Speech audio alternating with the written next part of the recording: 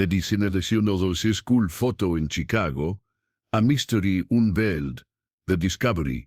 The autumn of 1970 painted Chicago in brilliant shades of amber and crimson, but inside the cramped office of the Chicago Tribune, investigative journalist Margaret Whitmore felt only the chill of an inexplicable mystery. She sat hunched over her desk, studying a photograph that had arrived that morning, with no return address, no explanation, just a simple note that read, "Look closer at Lincoln Elementary's class photo. The truth is darker than you think." The photograph showed a typical school scene. 32 children, arranged in 3 neat rows, their faces bearing the serious expressions common to formal portraits of the era.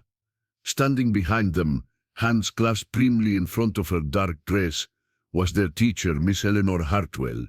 Her pale face was framed by dark hair pulled back in a severe bun, and her eyes seemed to stare directly through the camera lens with an intensity that made Margaret's skin crawl. What troubled Margaret wasn't the composition or the formal poses. It was what she had discovered after spending hours at the Chicago Public Records office that morning. According to the death certificate she'd unearthed, Miss Eleanor Hartwell had died on September 5th, 1911, from complications of tuberculosis. The school photograph, however, bore a clear stamp on the back. October 12, 1911, Lincoln Elementary. Nearly a month after her recorded death, Margaret had been investigating unexplained phenomena around Chicago for the Tribune's weekly Mysteries of the Windy City column. But this was different. This wasn't folklore or urban legend. This was documented fact, colliding with photographic evidence in a way that defied rational explanation. She picked up her telephone and dialed the number for Lincoln Elementary School. After several transfers, she reached Miss Dorothy Pemberton, the current principal. "Mrs. Pemberton, this is Margaret Whitmore from the Chicago Tribune. I'm researching the history of your school and I've come across some. I was wondering if you might have any information about a teacher named Eleanor Hartwell." There was a long pause on the other end of the line. When Mrs. Pemberton finally spoke, her voice had dropped to barely above a whisper. "Miss Whitmore, I think you'd better come in person. There are some things about that year that, well, they're not the sort of things we discuss over the telephone." Margaret felt her pulse quicken. "I can be there within the hour. Come to the main entrance. I'll be waiting." As Margaret gathered her coat and the mysterious photograph, she couldn't shake the feeling that she was about to uncover something that had been deliberately buried for 20 years. The weight of the photograph in her hand seemed heavier than it should, as if the paper itself carried the burden of secrets too dark for daylight. Outside, the October wind howled through the streets of Chicago, carrying with it the scent of burning leaves and something else, something that reminded Margaret uncomfortably of the musty smell of old graves. Lincoln Elementary School stood like a fortress of red brick against the gray Chicago sky, its Gothic windows staring down at Margaret as she approached the main entrance. Built in 1895, the building had the imposing presence of institutions designed to instill both learning and discipline in equal measure. Mrs. Dorothy Pemberton met her at the door, a woman in her 50s with graying hair and eyes that held the wariness of someone who had seen too much. She led Margaret through corridors lined with children's artwork and the faint echo of distant lessons. But Margaret noticed that their footsteps seemed unusually loud in the hallway, as if the building itself was holding its breath. "My office is just here," Miss Pemberton said, opening a door marked with her name in gold lettering. The office was warm and inviting, filled with plants and photographs of graduating classes, but Margaret sensed an underlying tension in the principal's manner. Once they were seated, Miss Pemberton poured 2 cups of tea from a service that looked like it had seen decades of use. Her hands trembled slightly as she handed Margaret her cup. "You asked about Eleanor Hartwell," Mrs. Pemberton began, settling into her chair.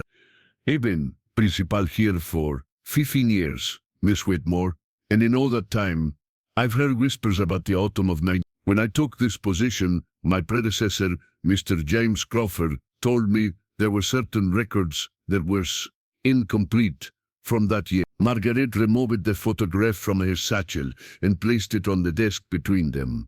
Miss Pemberton's face went pale as she studied the image. "Dear God," she whispered, "where did you get this?" "It was sent to me anonymously."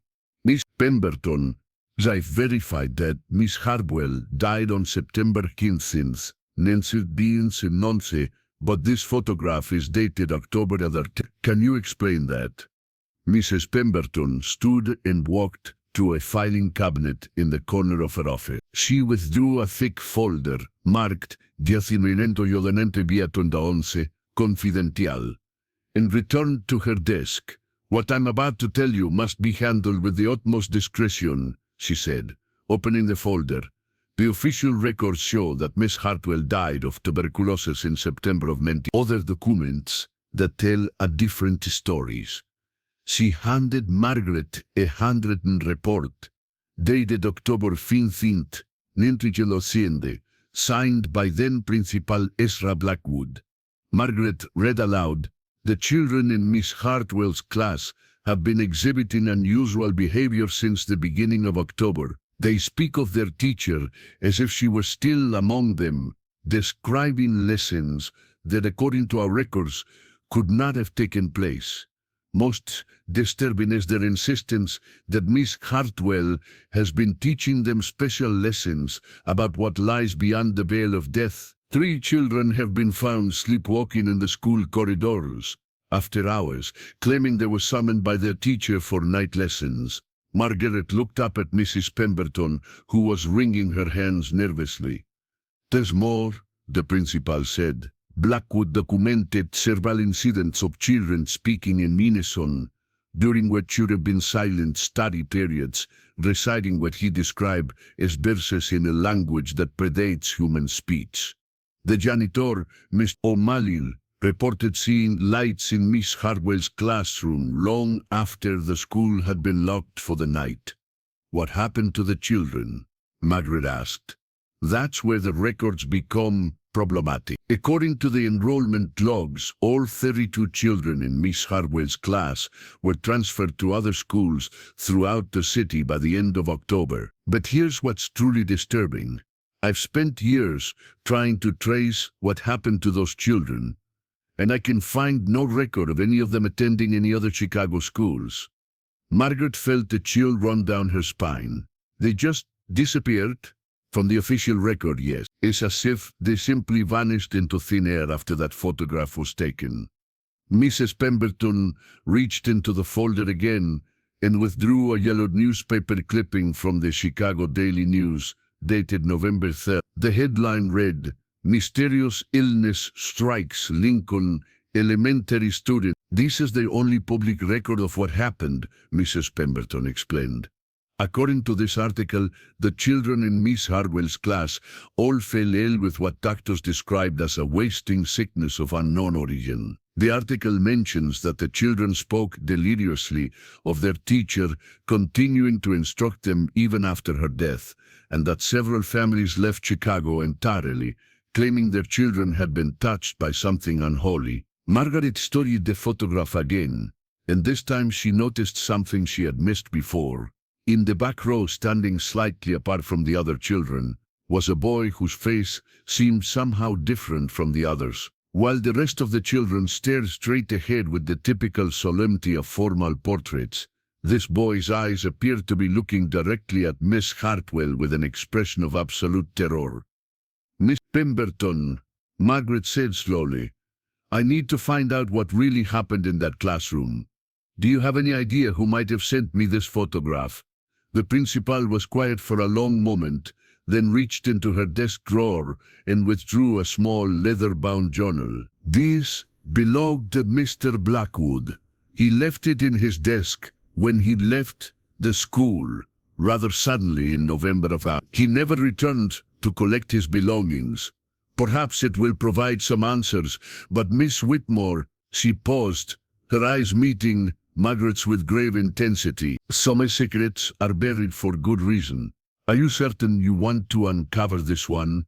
Margaret took the journal, feeling its weight in her hands, like a burden she was choosing to bear.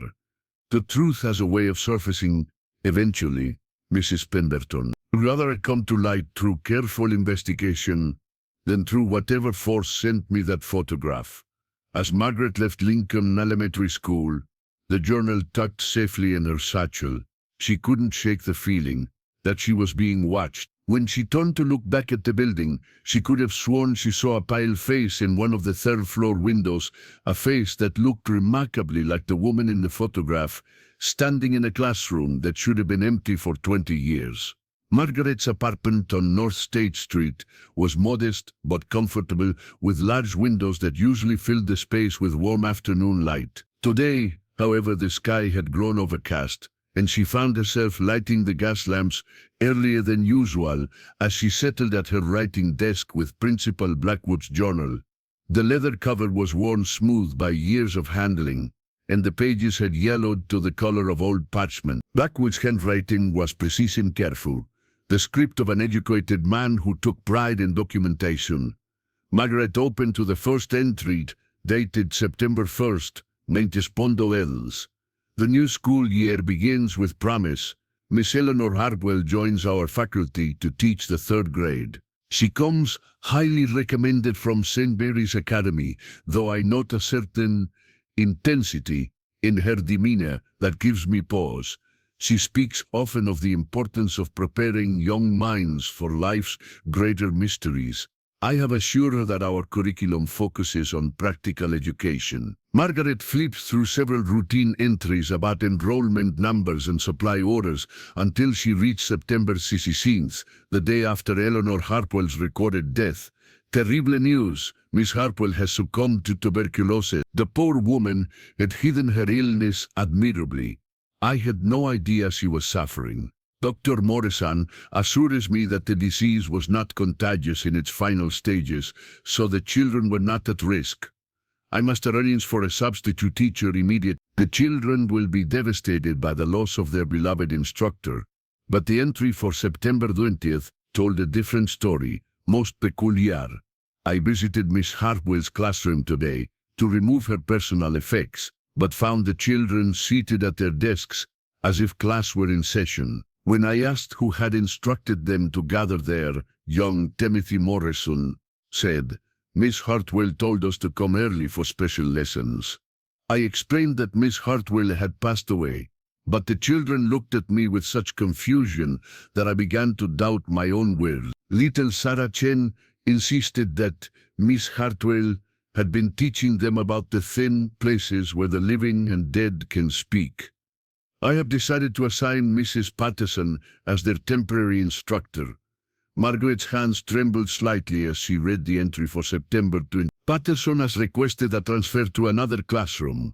She claims that the children in Miss Hartwell's former class are unnatural, and that they spend their lessons staring at the empty corner where Miss Hartwell's desk once stood, nodding as if receiving instruction from an invisible teacher. More disturbing, Mrs. Patterson reports that the children have begun speaking in perfect unison during reading exercises, reciting passages that do not appear in any of our approved texts. I have decided to observe the class myself tomorrow. The entries grew increasingly frantic as October progressed. Margaret read with growing horror about children found in the school building after hours, claiming they had been summoned for night lessons. Blackwood described the finding strange symbols chalked on the classroom blackboard each morning, symbols that none of the children claimed to have drawn, yet which they could all read fluently. The entry for October 10th made Margaret's blood run cold. I can no longer deny what I am witnessing. Miss Hartwell is somehow continuing to teach her class from beyond the grave. This morning, I arrived early and positioned myself outside the classroom door. I could hear her voice clearly, that same precise diction, that same slight accent I could never quite place. She was instructing the children in what she called the old ways, teaching them to open doorways that have been sealed since the world was young. When I entered the room, the children were seated in perfect rows, their eyes closed, their lips moving in silent recitation. The temperature in the room was so cold, I could see my breath, and there was a smell like earth from a freshly opened grave. The children opened their eyes in perfect synchronization and smiled at me with expressions that belonged on no child's face. "Good morning, Principal Blackwood," they said in unison. "Miss Hartwell says you may observe today's lesson if you promise not to interfere." I fled. God help me, I fled from children. But they were no longer entirely children, I fear. Margaret had to stop reading and pour herself a glass of brandy to steady her nerves. Outside, the wind had picked up, rattling her windows with an insistence that seemed almost like knocking. She forced herself to continue reading. The entry for October 20th, the date on the photograph, was brief but chilling. The photographer came today for the annual class portrait. I tried to cancel the appointment, but the children insisted that Miss Hartwell wanted the photograph taken. When I explained that Miss Hartwell was dead, young Michael O'Brien said, "She's more here now than she ever was when she was alive." I watched from my office window as the photographer arranged the children for their portrait. I swear on my mother's grave that I saw a figure standing behind them, a pale woman in a dark dress, her hands resting on the shoulders of the children in the back row. When I blinked, she was gone, but the photographer seemed to be adjusting his camera as if accommodating an additional subject. The children smiled for the camera with expressions of such profound satisfaction that I felt my soul recoil. Whatever Miss Hartwell is teaching them, they are eager students indeed. The final entry was dated October 30th, 1920. I can bear no more. The children have begun to change physically. Their skin has taken on a waxy pallor, and their eyes have developed a luminescence that is visible even in daylight. They no longer eat the lunches they bring from home, claiming that Miss Hartwell feeds us in ways that matter more than food. Last night, I returned to the school to retrieve some papers from my office. As I passed Miss Hartwell's classroom, I heard the sound of a lesson in progress. Through the door's window, I saw all 32 children seated at their desks, though it was well past midnight. At the front of the room stood Miss Hartwell herself, or what remained of her. She was teaching them to write symbols that hurt my eyes to look upon, symbols that seemed to writhe and shift on the blackboard like living things. As she watched in horror, she turned and looked directly at me through the glass. Her face was the color of old bone, and her eyes were black holes that seemed to contain all the darkness between the stars. "Principal Blackwood," she said, though I heard her voice inside my head rather than through my ears, "you are welcome to join our lessons. We are learning such wonderful things about what lies beyond the veil of death. I am leaving Chicago tonight. I have submitted my resignation, effective immediately.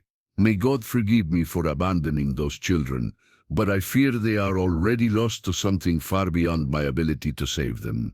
To whoever reads this journal, do not seek to uncover what happened to Miss Hartwell's class. Some doors, once opened, can never be closed again. The children spoke often of the thin places where the living and dead can meet. I fear that Miss Hartwell has taught them to tear those thin places wide open. A. Blackwood, October. I have hidden certain documents in the school's foundation. If someone must know the truth, look beneath the cornerstone laid in the but I pray that no one ever has cause to search for them. Margaret closed the journal with shaking hand. Outside, the wind had grown stronger, and she could swear she heard children's voices carried on the air. 32 voices speaking in perfect unison, reciting lessons in a language that predated human speech. She looked at the photograph again, and this time she noticed something that made her heart stop. In the reflection of the classroom window behind the children, barely visible but unmistakably present, was the ghostly outline of a woman in a dark dress, her pale hands reaching toward the camera, as if trying to pull herself through the glass and into the world of the living. Margaret realized with growing dread that whoever had sent her this photograph wasn't trying to expose an old mystery. They were trying to complete something that had been started in Nanny, and she had just become an unwilling participant in Miss Hartwell's final lesson. Margaret spent a sleepless night, poring over the photograph and Principal Blackwood's journal, But when dawn finally broke over Chicago, she knew what she had to do. The journalist in her demanded answers, even as every instinct screamed at her to burn the photograph and forget she had ever heard the name. Eleanor Hartwell. She dressed quickly and made her way to the Chicago Public Library, where she hoped to find more information about the mysterious teacher and the children who had vanished from official record. The library's newspaper archives were extensive, and Margaret spent the morning searching through microfilm reels for any mention of Lincoln Elementary School in the autumn of 19. What she found was a pattern of deliberate omission. While other schools were regularly featured in the local papers, their achievements, their problems, their community events, Lincoln Elementary seemed to have been erased from public consciousness during October and November. It was as if the entire institution had been placed under some sort of unofficial quarantine. However, Margaret's persistence paid off when she discovered a small item buried in the back pages of the Chicago Evening Post, dated November. Families flame mysterious illness. Several families from the Lincoln Elementary School district have reportedly left Chicago following an outbreak of what medical authorities describe as nervous exhaustion among children in a single classroom. Ron Blackwell of Chicago General Hospital stated that the affected children exhibited symptoms unlike any known childhood ailment, including an unnatural pallor, resistance to normal sleep patterns, and a disturbing tendency to speak in synchron. The family's current whereabouts are unknown, as they departed the city without providing forwarding addresses. Margaret made careful notes and continued her search. In the Chicago Tribune Society pages from December 1991, she found a brief mention that caught her attention. The Pemberton family has generously donated their Lincoln Park mansion to the Catholic Diocese following their sudden departure from Chicago. Miss Elizabeth Pemberton cited concerns for her daughter's spiritual welfare as the reason for the family's relocation to Boston. Young Dorothy Pemberton had been a student at Lincoln Elementary School. Margaret's heart raced. Dorothy Pemberton, could this be the same woman who was now principal of Lincoln Elementary? If so, she had been one of Miss Hartwell's students and had somehow survived whatever had happened to the rest of the class. Margaret immediately took a cab back to Lincoln Elementary School. She found Mrs. Pemberton in her office, grading papers with the same nervous energy Margaret had noticed the day before. Mrs. Pemberton, Margaret said without preamble, "You were one of Miss Hartwell's students, weren't you?" The principal's face went white and she dropped her pen. For a long moment, she stared at Margaret with the expression of someone whose deepest secret had just been exposed. "How did you?" she whispered. "I found a newspaper mention of your family's donation and departure from Chicago. You were Dorothy Pemberton then, and you're Dorothy Pemberton now. You never married, did you? You came back to this school for a reason." Mrs. Pemberton stood slowly and walked to her office window, gazing out at the playground where children were enjoying their afternoon recess. When she spoke, her voice was barely audible. "I was 8 years old," she said. "I was the only one who escaped." "Escaped what?" Mrs. Pemberton turned back to Margaret, and her eyes held the haunted look of someone who had spent 30 years trying to forget something unforgettable. "Miss Hartwell didn't die of tuberculosis, Miss Wetmore. She died because she was trying to open a doorway between the world of the living and the world of the dead. She had been studying what she called the old knowledge, ancient practices that were old when Egypt was young. She believed that death was simply another classroom and that she could teach children to move freely between life and death." Margaret felt her mouth go dry. What happened to the other children? They followed her through the doorway she opened. One by one, over the course of October, they began to fade, not die, exactly, but become less substantial, less present in our day. They were learning to exist in the space between life and death, just as Miss Hartwell had taught them. "But you didn't follow them?" Mrs. Pemberton shook her head. "My parents realized that something was wrong when I began speaking in my sleep. reciting lessons in a language that hurt their ears to hear. They took me to a priest, Father McKenna, who recognized the symptoms of what he called spiritual contamination. He performed a ritual that severed my connection to Miss Hartwell's teachings, but not before I had seen things that no child should ever see.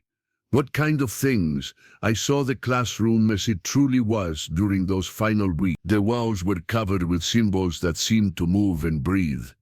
The air was filled with whispers in languages that predated human speech. And Miss Hartwell, she wasn't entirely dead, but she wasn't alive either. She existed in the space between, and she was teaching us to join her there. Mrs. Pemberton returned to her desk and opened the bottom drawer, withdrawing a small wooden box. Inside, wrapped in black silk, was a piece of chalk unlike any Margaret had ever seen. It seemed to absorb light rather than reflect it, and looking at it made her eyes water. "This is the chalk Miss Hartwell used to write her lessons on the blackboard," Mrs. Pemberton explained. "Father McKenna gave it to me before he died, along with a warning. He said that Miss Hartwell's work was not finished, and that someday she would try to complete what she had started. He told me to return to the school when I was old enough, to watch for signs that she was stirring again. And you've been watching for 30 years? 20. I became principal here 20 years ago, and I've been vigilant ever since. The classroom where she taught has been sealed. I've made sure it's never been used, never been opened, but lately..." She paused, her hands trembling. "Lately I've been hearing sounds from that room. Footsteps, voices, the sound of chalk on a blackboard." Margaret felt a chill run down her spine. Pemberton, Principal Blackwood, mentioned in his journal that he had hidden documents beneath the school's cornerstone. "Do you know anything about that?" The principal nodded grimly. "I've always suspected there was more to the story than what was in the official records. If you're determined to uncover the full truth, Miss Whitmore, then perhaps it's time to retrieve those documents. But I warn you, some knowledge comes with a price that may be too high to pay." As if summoned by their conversation, the sound of children's laughter from the playground suddenly stopped. Margaret and Miss Pemberton looked out the window to see 32 children standing in perfect formation on the playground, their faces turned up toward the third-floor window of the sealed classroom. They stood in absolute silence for exactly 1 minute, then dispersed to continue their games as if nothing had happened. "It's starting again," Mrs. Pemberton whispered. "God help us all. It's starting again." Margaret knew that she had passed the point of no return. Whatever force sent her at that photograph, whatever presence still lingered in the sealed classroom above them, it was no longer content to remain hidden. Miss Hartwell's final lesson was about to begin, and Margaret had become both student and witness to a truth that had been buried for 30 years. That evening, Margaret and Mrs. Pemberton met at Lincoln Elementary School under cover of darkness. The principal arranged for the night watchman to be absent, claiming she needed to retrieve some important documents from her office.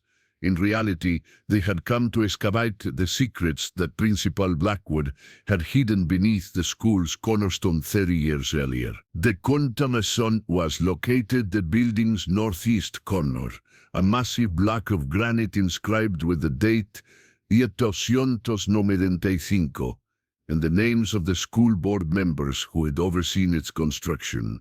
Miss Pemberton had brought a crowbar and a small spade from the school's maintenance shed, while Margaret carried a lantern to illuminate their work. "Are you certain about this?" Mrs. Pemberton asked as they approached the cornerstone. "Once we uncover whatever Blackwood is here, there may be no going back." Margaret thought of the photograph in her satchel, of the pale face in the classroom window, of the children standing in formation on the playground. "I don't think we have a choice anymore. Something is already in motion." They began their excavation carefully, using the crowbar to loosen the mortar around the cornerstone's base.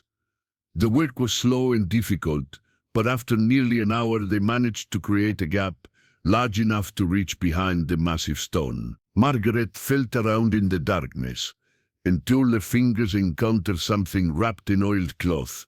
She withdrew a package about the size of a book, bound with string that had somehow remained intact despite 3 decades underground. They retreated to Miss Pemberton's office to examine. Their discovery, inside the oiled cloth, was a leather portfolio containing several documents in Principal Blackwood's careful handwriting, along with what appeared to be copies of older texts written in various languages. The first document was titled The True History of Eleanor Hartwell and dated October 29, Chicago. I have discovered the truth about Miss Hartwell's background, and it is far more disturbing than I initially suspected. The woman who came to us from Mary's Academy was not Eleanor Hartwell at all, but someone or something that had assumed her identity. The real Eleanor Hartwell died in Boston in 1909 of tuberculosis, just as our impostor claimed to have died here in Chicago. Through correspondence with officials at St. Mary's Academy, I have learned that the woman who taught at our school bore only a superficial resemblance to the real Miss Hartwell. More troubling, the Academy has no record of anyone matching our teacher's description ever being employed there. We believe that what came to Lincoln Elementary School was the spirit of someone who had died long before Eleanor Hartwell was even born.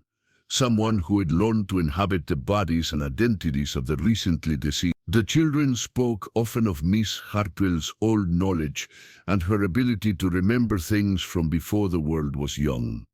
I fear we have been hosting something ancient and malevolent, something that has been moving from place to place, from identity to identity for centuries. Margaret looked up at Mrs. Pemberton, who was reading over her shoulder with growing horror.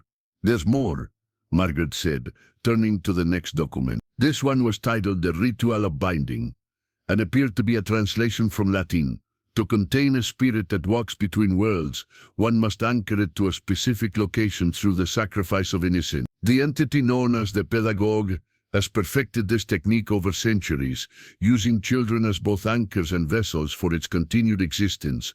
The pedagogue feeds on the life force of young minds, gradually drawing them into the space between life and death, where it dwells. Once a sufficient number of children have been claimed, traditionally 33, representing the years of Christ's earthly life, the pedagogue can manifest permanently in our world, no longer requiring stolen identities or borrowed flesh. However, the ritual can be disrupted if the binding is broken before the 33rd child is claimed.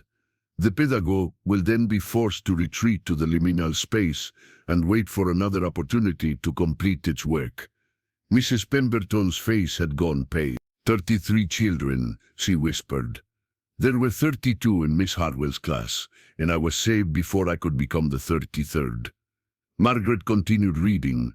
The next document was a hand-drawn map of Lincoln Elementary School, with various symbols marked throughout the building. One symbol, more elaborated than the others, was drawn directly over the location of Miss Hartwell's former classroom. This appears to be some sort of containment diagram, Margaret observed. Look at these notes in the margin. Blackwood had written detailed instructions around the map's borders. The entity has been bound to the third-floor classroom through the ritual circle inscribed beneath the floorboards. As long as the circle remains at its heights and the room remains sealed, the pedagogue cannot fully manifest. However, the binding weakens over time, and the entity will continuously seek ways to complete its interrupted ritual. Should the pedagogue ever succeed in claiming its 33rd victim, the binding will be broken permanently. The entity will then be free to establish new hunting grounds, and the cycle will begin anew in another location. I have performed a secondary binding, using the cornerstone as shown as an anchor point. This should contain the entity for approximately 30 years, but no longer. Future guardians of this knowledge must be prepared to renew the binding, or find a permanent solution before the containment fails.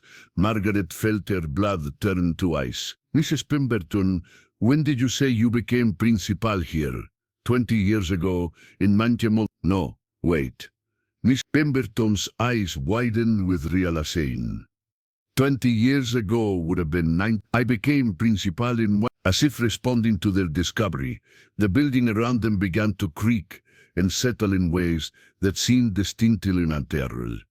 From somewhere above them came the sound of footsteps in an empty hallway, followed by the unmistakable scratch of chalk on a blackboard. Margaret gathered the documents quickly. We need to get to that classroom. If the binding is failing, we may be the only ones who can stop what's about to happen. Miss Whitmore, Mrs. Pemberton said, her voice trembling, I've spent 30 years trying to forget what I saw in that classroom. I'm not sure I have the courage to face it again. You may be the only person alive who understands how Miss Hartwell's power works, Margaret replied. Those children on the playground today, they were responding to her call, weren't they? She's already beginning to influence a new class. Mrs. Pemberton nodded. As they prepared to climb the stairs to the third floor, Margaret couldn't shake the feeling that they were walking directly into a trap that had been 30 years in the making.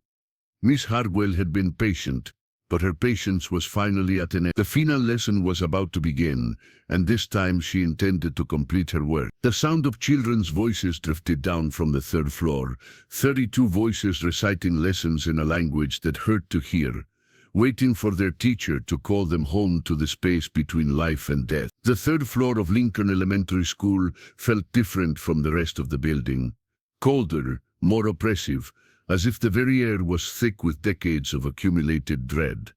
Margaret and Miss Pemberton climbed the stairs slowly, their footsteps echoing in the empty hallway despite their attempts to move quietly. Room 307 stood at the end of the corridor, its door marked with a small brass plate that read, Miss A. The door itself was secure with multiple locks and chains that Mrs. Pemberton had installed over the years. But as they approached, they could see that several of the locks had somehow opened themselves. That's impossible, Mrs. Pemberton whispered. I'm the only one with keys to those locks. From behind the door came the sound of a lesson in progress, a woman's voice speaking in measured tones, occasionally interrupted by the chorus of children's responses. The words were in that same ancient language that had appeared in Principal Blackwood's journal, syllables that seemed to twist in the air and make Margaret's teeth ache. Mrs. Pemberton's hands shook as she produced a large brass key from her pocket. Once we open this door, there's no telling what we'll find inside. Are you prepared for that? Margaret thought of the photograph that had started this entire investigation, of the pale face staring out from the classroom window, of the children who had vanished from all records 30 years ago. I don't think anyone could be prepared for this, but we have to try. Mrs. Pemberton turned the key, and the door swung open with a creak that seemed to echo through dimension. The classroom beyond was exactly as it had been in 1911, preserved in perfect detail despite 3 decades of abandonment. 32 small desks were arranged in neat rows, each occupied by a translucent figure of a child. They sat with perfect posture, their ghostly hands folded on their desks, their eyes fixed on the figure at the front of the room. Miss Eleanor Hartwell stood before the blackboard, her back to the door. She was more solid than the children, but still not entirely present in the physical world. Her dark dress hung on a frame that seemed to shift between flesh and shadow, and when she wrote on the blackboard, the chalk left symbols that glowed with their own sickly light. Ah, she said, without turning around, our final students have arrived. Please, take your seats. We are just beginning the most important lesson of all. Margaret felt an overwhelming compulsion to enter the classroom and sit at one of the empty desks that had materialized at the back of the room. Beside her, Miss Pemberton was already taking a step forward, her eyes glazed with the same unnatural fascination that had claimed the children 30 years ago. No, Margaret said, grabbing Mrs. Pemberton's arm. Remember what Father McKenna taught you. You escaped this once before. Mrs. Pemberton blinked and seemed to come back to herself. The choke, she whispered. We need to destroy the choke she's using. It's the focus for her power. Miss Hartwell finally turned to face them, and Margaret had to suppress a scream. The teacher's face was a pale mask of death, her eyes black holes that seemed to contain all the darkness between the stars. When she smiled, her teeth were the color of old bone. "Little Dorothy," Miss Hartwell said, her voice carrying the weight of, "You've grown up to be such a responsible adult, and you brought me a new student. How thoughtful." "I won't let you take anyone else," Mrs. Pemberton said, though her voice trembled with terror. "Your time is over." Miss Hartwell laughed, and the sound was like wind through a graveyard. "My time is eternal, child.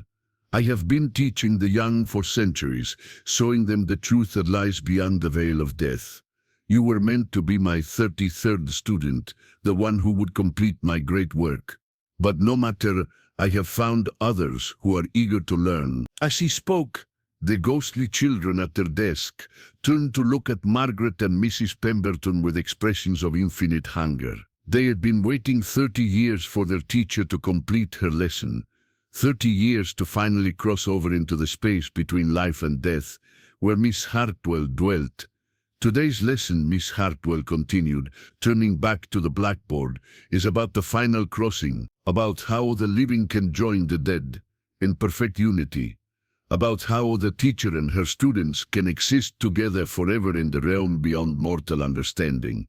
She began to write new symbols on the blackboard, each one more complex and disturbing than the last. As she wrote, Margaret felt her life force being drawn toward the front of the room, pulled by an invisible current that threatened to drag her soul from her body. Mrs. Pemberton reached into her coat and withdrew the piece of black chalk that Father McKenna had given her 30 years ago. "Miss Hartwell," she called out, "I have something that belongs to you." The teacher turned, and her expression changed when she saw the chalk in Mrs. Pemberton's hand. "Where did you get that?" she demanded, her voice losing its measured calm for the first time. "From someone who understood what you really are," Mrs. Pemberton replied. "Someone who knew how to break your power." She threw the black chalk at the blackboard with all her strength. It struck the symbols Miss Hartwell had been writing and shattered into 1,000 pieces. The moment it broke, the glowing symbols on the blackboard began to fade, and the ghostly children in their desks cried out in unison, a sound of loss and longing that cut through Margaret's heart like a blade. Miss Hartwell screamed, and the sound shattered every window in the classroom. Her form began to waver and dissolve, becoming less substantial with each passing second. "You cannot stop the lesson," she shrieked. "The children must learn. The crossing must be completed." But even as she spoke, the ghostly children were fading, their forms becoming transparent and then disappearing entirely. They had been held in the space between life and death for 30 years, waiting for their teacher to complete her work. With the chalk destroyed and the symbols erased, they were finally free to move on to whatever lay beyond. Miss Hartwell made one final desperate attempt to maintain her hold on the physical world. She lunged toward Miss Pemberton, her shadowy hands reaching for the woman who had escaped her so many years ago. But without the chalk to focus her power, she was no longer strong enough to affect the living world. "This is not over," she hissed as her form continued to dissolve. "I will find another way. He will find other children to teach. The lesson will be completed." "No," Mrs. Pemberton said firmly. "Your time is finished. The children you held captive are free, and there will be no more victims." Miss Hartwell's form flickered one last time, and then she was gone. The classroom suddenly felt lighter, as if a great weight had been lifted from the very air. The oppressive cold that had filled the room for 30 years began to dissipate, and Margaret could hear the normal sounds of the city returning: traffic, distant voices, the ordinary noise of a world where the living and dead remained properly separated. Margaret and Miss Pemberton stood in the empty classroom for several minutes, hardly daring to believe that their ordeal was over. The desks were still there, the blackboard still hung on the wall, but the supernatural presence that had inhabited the room for 3 decades was finally gone. "Is it really over?" Margaret asked. Mrs. Pemberton nodded, though she still looked shaken. "Father McKenna told me that destroying the focus of her power would break her hold on this world. The children she had trapped are free now, and she can no longer use this place as an anchor point. Margaret looked around the classroom one last time, then at the photograph in her satchel. The image was unchanged. 32 children and their teacher, captured in a moment of supernatural horror. But somehow it no longer seemed threatening. It was simply evidence of a mystery that had finally been solved. "What will you do with the room now?" Margaret asked as they prepared to leave. "I think it's time to let it be a classroom again," Mrs. Pemberton replied. "The children of Lincoln Elementary deserve to learn in a place free from shadows and secrets. This room has been empty long enough." As they walked down the stairs and out of the building, Margaret felt a sense of completion that she had rarely experienced in her investigative work. The mystery of the Nienadustino de Sonatia school photograph had been solved. The supernatural threat had been neutralized, and the innocent victims had finally found peace. But she also knew that somewhere in the world, in another school, in another time, something like Miss Hartwell might be teaching again. The hunger for forbidden knowledge, the desire to cross the boundaries between life and death, was as old as humanity itself.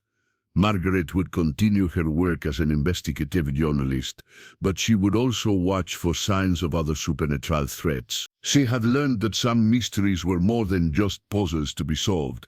They were warnings about the dangers that lurked in the spaces between the known and unknown. The photograph would be filed away in the Chicago Tribune's archives, along with a detailed account of what had really happened at Lincoln Elementary School, and future researchers might find it someday.